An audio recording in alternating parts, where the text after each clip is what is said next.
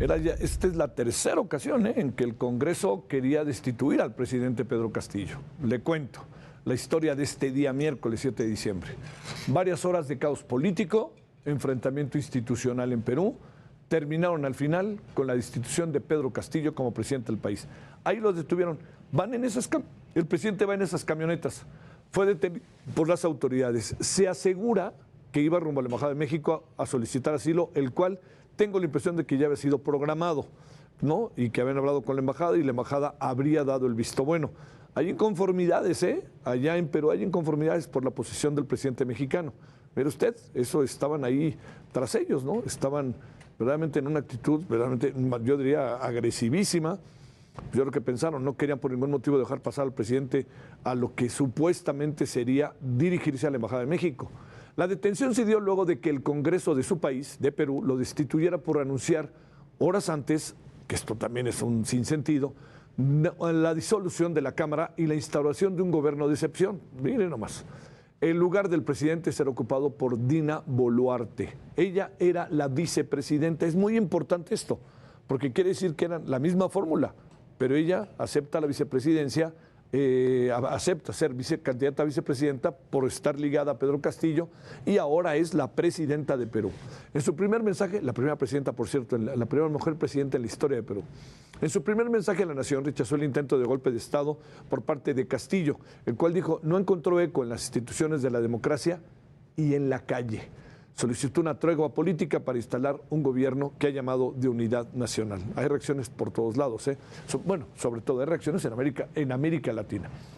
La noticia, como usted puede imaginar, pues es un hombre que hay cierta identidad del presidente con él, hizo reaccionar a López Obrador y a Marcelo Ebrard. El presidente López Obrador lamentó la decisión del Congreso peruano sobre la destitución, que también en buena medida diríamos se lamenta la disolución del Congreso, ¿no? O sea, para los dos lados es un asunto en donde había poca capacidad de maniobra ante una circunstancia que estaba al límite. Bueno, y pidió respeto a los derechos humanos el presidente López Obrador. El canciller Marcelo Ebrard informó que México va a guardar una posición de no intervención en la destitución de Pedro Castillo como presidente de Perú. No voy a calificar unos y a otros porque no le corresponde a México. La posición de México es invariable, es decir, si alguien pide asilo, México lo concede. Es muy raro que no concediéramos el asilo a alguien que sí o perseguida políticamente, esa es nuestra tradición, y lo haríamos. Yo no estoy en comunicación ahorita con el presidente Castillo. El día de hoy no he hablado con él. La Embajada de México en Perú emitió una serie de recomendaciones a la comunidad mexicana residente en esta nación sudamericana que mantenga calma en todo momento, atender las indicaciones de las autoridades, mantenerse al tanto de las redes sociales de la Embajada, en caso de emergencia ponerse en contacto con la Embajada al teléfono 51-987-569-404 o al correo electrónico consularper@sre.gov.mx. Si se encuentra de turismo en Perú, registrarse en este formulario para conocer su situación y ubicación. https://bit.ly/regmex Perú 2022.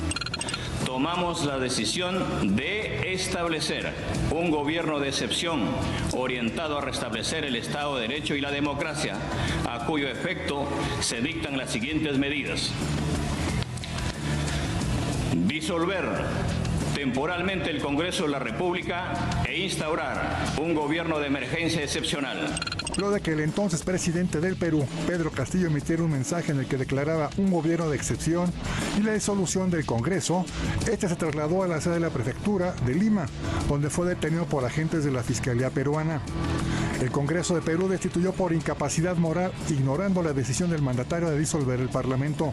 De acuerdo con el artículo 137 de la Constitución de la República del Perú, el jefe del Estado, con acuerdo de Consejo de Ministros, puede decretar en todo el territorio del país o en una parte del mismo los estados de excepción, dando cuenta al Congreso o a una comisión permanente. El estado de emergencia no deberá exceder los 60 días, aunque de ser necesario, la autoridad puede emitir una extensión por medio de un nuevo decreto. Pedro Castillo dio un golpe de Estado violando el artículo 117 de la Constitución de Perú y pasó a la ilegalidad. Ante esta situación, el canciller Marcelo Ebrard escribió en sus redes sociales: dado los últimos acontecimientos en Perú, se ha convenido posponer la cumbre de la Alianza del Pacífico, que se realizaría el 14 de diciembre en la ciudad de Lima. Les mantendré informados. Posteriormente, el secretario Ebrard Casobón envió otro mensaje en el que informaba que México lamenta los últimos acontecimientos en Perú y hace votos por el respeto a la democracia y a los derechos humanos en bien de ese entrañable pueblo hermano. Heraldo Media Group, Luis Pérez Curtado. Bueno, yo creo que lo que hizo hoy Luis Pérez nos da una idea clarísima de qué anda pasando. A ver, ahí le va.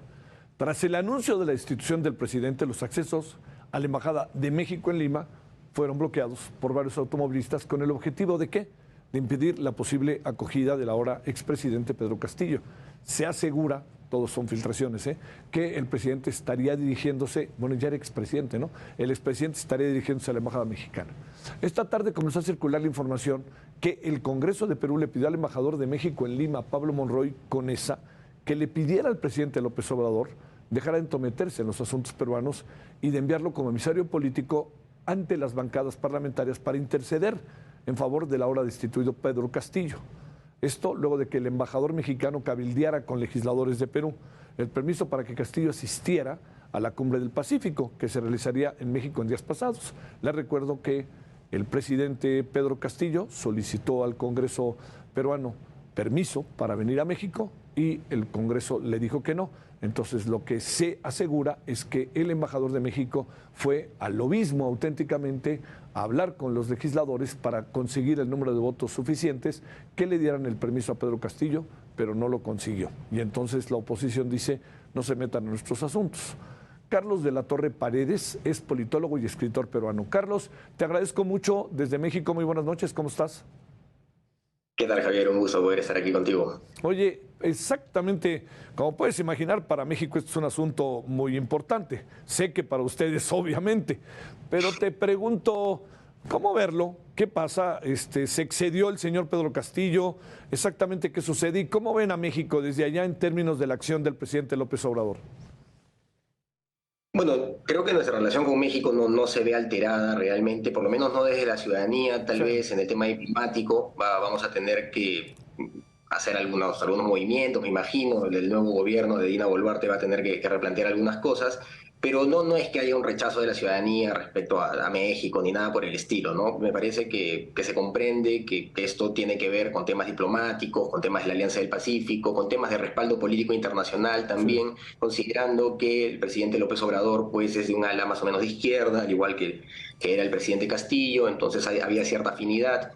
Pero sí, pues esta reacción de los ciudadanos tuvo que ver justamente con evitar, ¿no? Esto de cerrar el camino hacia la embajada tuvo que ver con evitar el que pudiera escapar Pedro Castillo, porque hubo una reacción muy fuerte, fue inmediata, ¿no? Apenas Pedro Castillo rompió el orden constitucional, la reacción en redes sociales y en las calles fue muy rápida, y creo que de cierta forma eso también es positivo porque demuestra pues que la ciudadanía peruana está atenta a lo que sucede, y gracias a Dios la institucionalidad democrática se ha mantenido, ¿no? Porque era terrible lo que estaba sucediendo.